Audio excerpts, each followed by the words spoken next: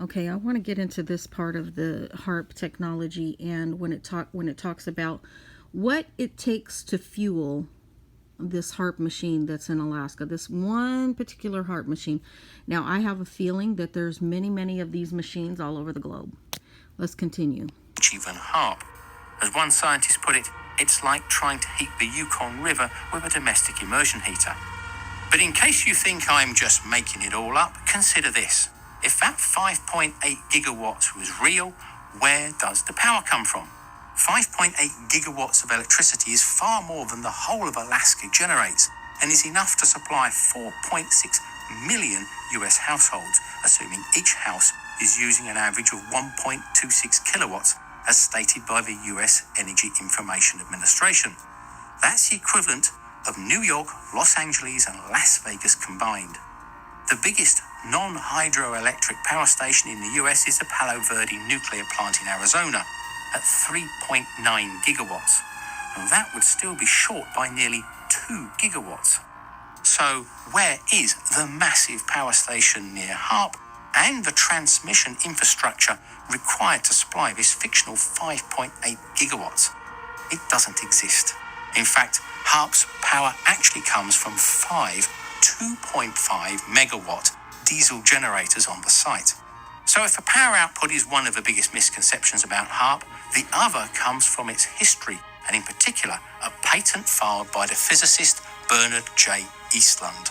To find out why, you have to go back to an area of Alaska before HARP was constructed, and to the oil and gas company Atlantic Richfield, also known as ARCO, and Bernard Eastland. ARCO had the rights to... Did you hear that?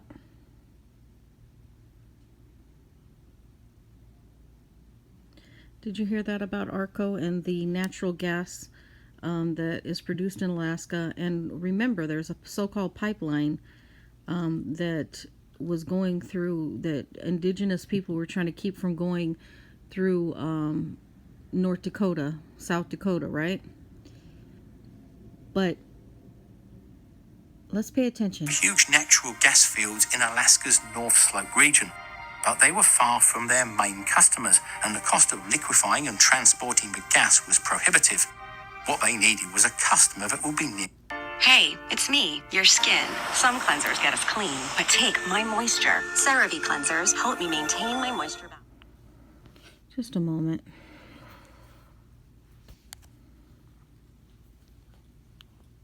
An MIT-trained physicist who'd worked at the US Atomic Energy Commission during the 1960s and 70s.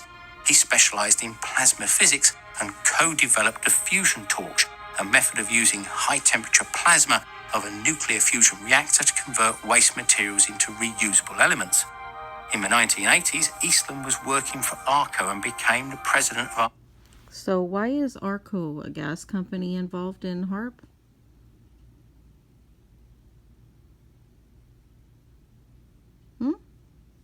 Let's continue. ARCO's Production Technologies International Company in Houston. He suggested that ARCO could use the natural gas reserves to power a huge antenna complex to focus high-energy radio beams into the ionosphere.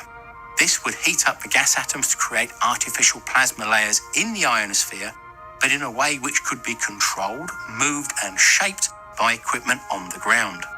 Alaska would be in a good position because the Earth's magnetic field lines go up almost vertically in that area. Each antenna would create a circularly polarized radio beam that would spin the particles around the magnetic field lines at the resonant frequency of the ions, in the same way that a cyclotron works to accelerate particles.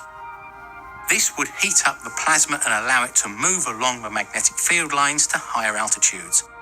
Eastland was granted a US patent, number 468660. In case you didn't understand his English, a patent is a patent.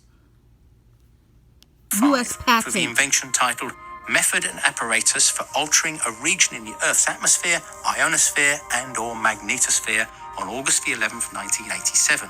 Now, whilst Eastland filed the patent, he did so whilst working for ARCO, and as such, ARCO owned the patent. Sometime afterwards, Eastland disassociated himself from it and ARCO and set up his own research company. Eastland's patent makes some very interesting, if not technical, reading and some extraordinary claims.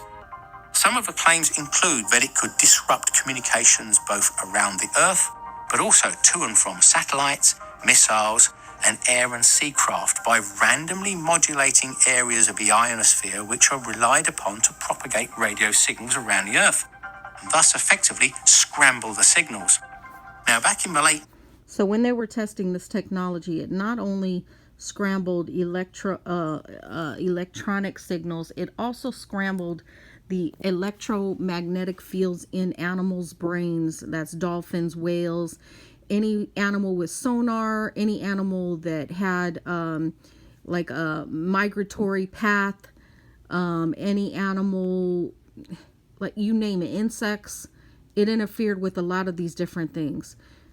This is not something you're going to hear on mainstream media news. It's not going to tell you any of this. Let's continue.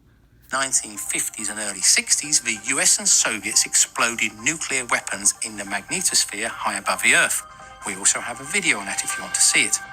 This created large amounts of charged particles which were found to travel along the magnetic field lines in a spiral motion and bounce back and forth between the mirror points at their ends at very high speed.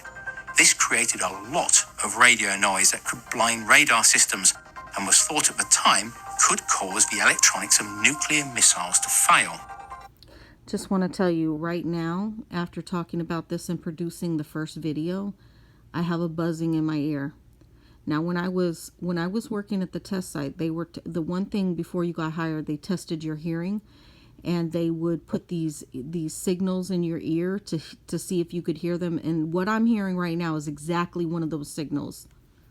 Let me continue. One of the patent claims was that a plasma layer could be created and used to trap some of the plasma particles, which would then oscillate between the new layer and the mirror points on the magnetic field lines to create interference that could have a similar effect to the nuclear tests, but without having to detonate a nuclear device in space.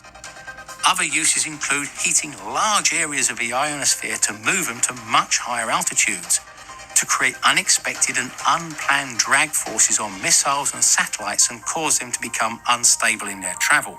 Also, weather modification, by affecting the upper atmospheric wind patterns by stacking of different shaped plumes of particles to create a lens effect, and then concentrating solar energy over an area or altering the course of the jet stream to move adverse weather like hurricanes or denying rain to drought-prone areas.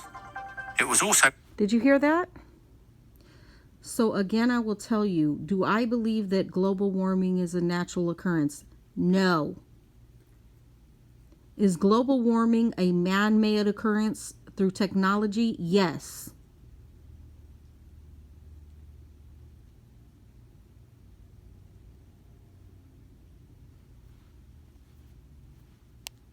Claimed to be able to make a wave reflector in the sky to steer ELF signals to a depth of 1 kilometre or more. The reflections would then be picked up by a satellite and after processing could reveal hidden structures, a bit like a CAT scan of the Earth.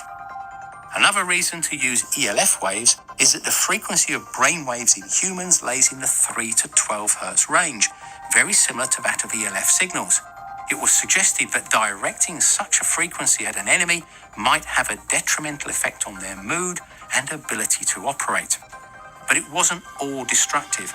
Eastland suggested that it could be used to modify the molecular makeup of the upper atmosphere, increasing the levels of ozone to fill the ozone hole and to break up various chemical entities such as carbon dioxide, carbon monoxide, and nitrous oxides. So all technology is not a bad thing. There are ways that you can make a positive for humanity, but let's be honest, when it comes to money and when it comes to separate corporations and these different entity corporations, they're not creating these technologies for the betterment of mankind. The majority of them are creating these things for warfare, and they're creating them to cause a negative effect over the earth and people, humans, animals, and the natural realm. So can it be used for good? It could. Is it being used for good? I don't think so. And again, I'll repeat myself. Is global warming a natural occurrence? No.